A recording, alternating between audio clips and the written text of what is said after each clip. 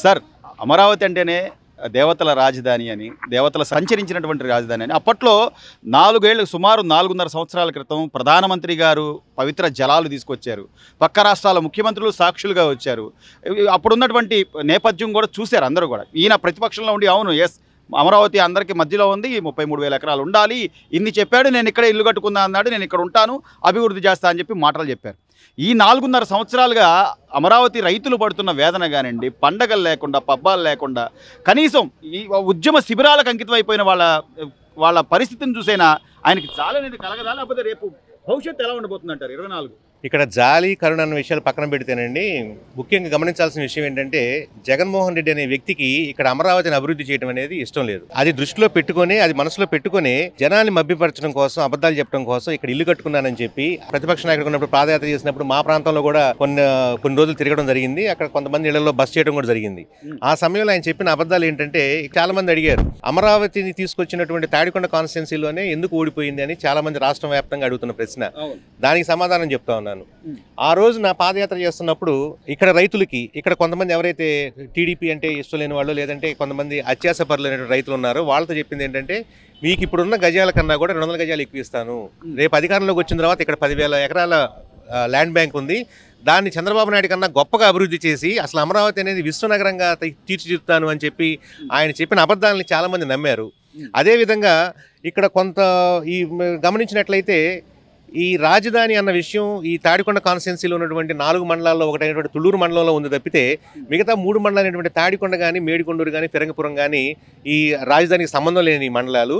ఆ ప్రాంతంలో ప్రజలు రాజకీయంగా ఆలోచించారు తప్పితే ఇక్కడ రాజధాని దీనివల్ల వచ్చే ఉపయోగాలు, ఎందుకంటే ఏదైనా చూసి కానీ ఇప్పుడు సైబరాబాద్ని డెవలప్మెంట్ చూసిన తర్వాత కొంతమంది ఇక్కడ చేయగలిగారు, కానీ అమరావతి ఏ స్థాయిలో అభివృద్ధి చెందుతున్న విషయం చాలా మందికి అర్థం కాక దీనికి ఒక ఉద్యమ చరిత్ర కూడా ఉంది. ఆ రోజున విశాఖ ఉక్కు ఆంధ్రుల హక్కు అని పోరాడిన వాళ్ళలో ప్రథమంగా ఇకాని అంశాలను ఎలా నమ్మగలిగారు? ఎట్లా నమ్మారు అంటే, ఇప్పుడు చూడండి, రైతు అనే అతను బలం చేసుకుంటా వ్యవసాయం ద్వారా వచ్చే వాటితో తనకున్న దానిలో తృప్తిగా బతుకుతాడని ఆలోచిస్తాడు తప్పితే బయట నుంచి రాజకీయ నాయకులు వచ్చి చెప్పే అబద్ధాలని వాటిని నమ్మే పరిస్థితుల్లో రైతు ఎప్పుడు ఉండడు. రైతు ఎప్పుడు తిరగబడతాడంటే తను మోసపోయానని, తనకు జరిగింది అన్యాయం అని, ఈ రాజకీయ నాయకులు చేసినంత మోసం తెలిసిన తర్వాత మాత్రమే దానిలో నుంచి వచ్చే బాధల నుంచి వచ్చింది అమరావతి.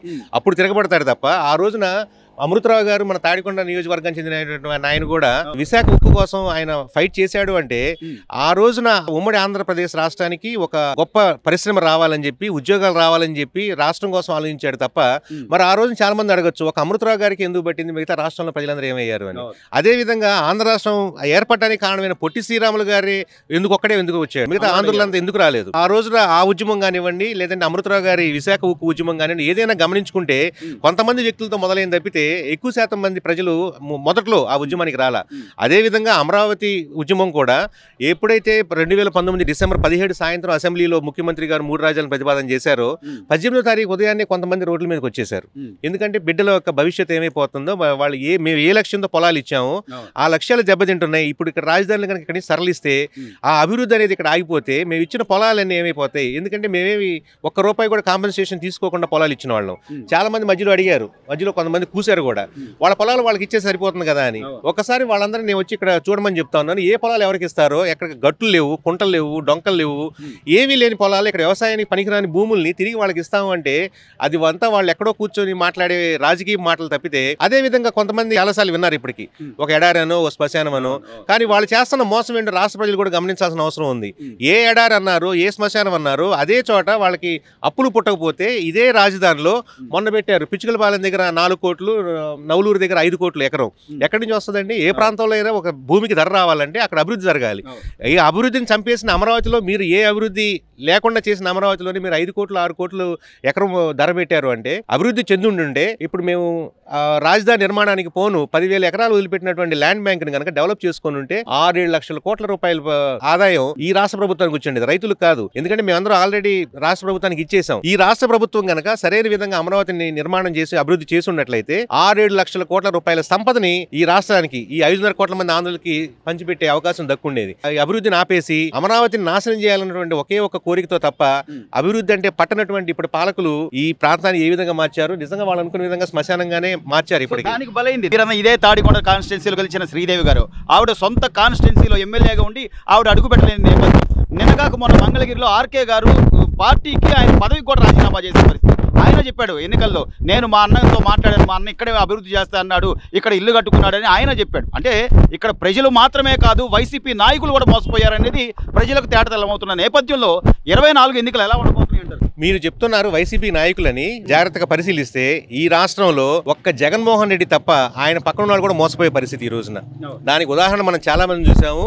జగన్కి వీర విధేయులు అనుకున్న వాళ్ళు కూడా ఈ రోజున వెనక్కి తిరుగుతున్నారు, వేరే పార్టీల వైపు చూస్తున్నారు. అంటే కారణం ఈ రాష్ట్రంలో ప్రతి ఒక్క వ్యక్తి, అది టీడీపీ అని కాదు, వైసీపీ అని కాదు, రైతులని కాదు, ఉద్యోగస్తులు అని కాదు, ప్రతి ఒక్క వ్యక్తిని ఈ రాష్ట్రంలో జగన్మోహన్ రెడ్డి మోసం చేశారు.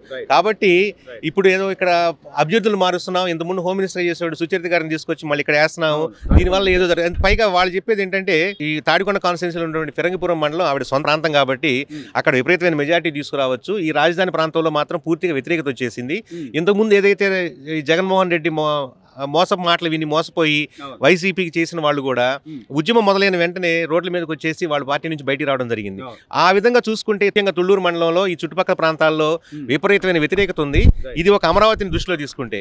కానీ రాష్ట్ర వ్యాప్తంగా ఉన్న ఎన్నికలను కనుక మీరు తీసుకుంటే అమరావతి అనేది వాళ్ళందరికీ ఒక అంశం కానే కాదు. అక్కడ స్థానిక సమస్యలు ఉన్నాయి. ఓవరాల్ గా కానీ ఈ రాష్ట్రాల్లో ఉన్న ప్రతి వ్యక్తి కూడా, ప్రతి ఓటర్ కూడా ఆలోచిస్తుంది ఏంటంటే రోడ్ల దుస్థితి కానివ్వండి, చదువులు కానివ్వండి, ఒకటి ఇదని కాదు, శాండ్ కానివ్వండి, భవన నిర్మాణ కార్మికులు కానివ్వండి, ఒకటి ఇది అని కాకుండా రాష్ట్రంలో ఉన్న ప్రతి వర్గం కూడా ఈ రోజు ఇప్పుడు రాష్ట్ర ప్రభుత్వం మీద అసంతృప్తి ఉంది. కాబట్టి వీళ్ళు ఎంతమందిని మార్చుకున్నా ఆ వ్యతిరేకత ఇక్కడ వ్యక్తుల మీద కాదు. తప్పు తెలుసుకున్నారంటే నేను ఎప్పటికీ నమ్మను.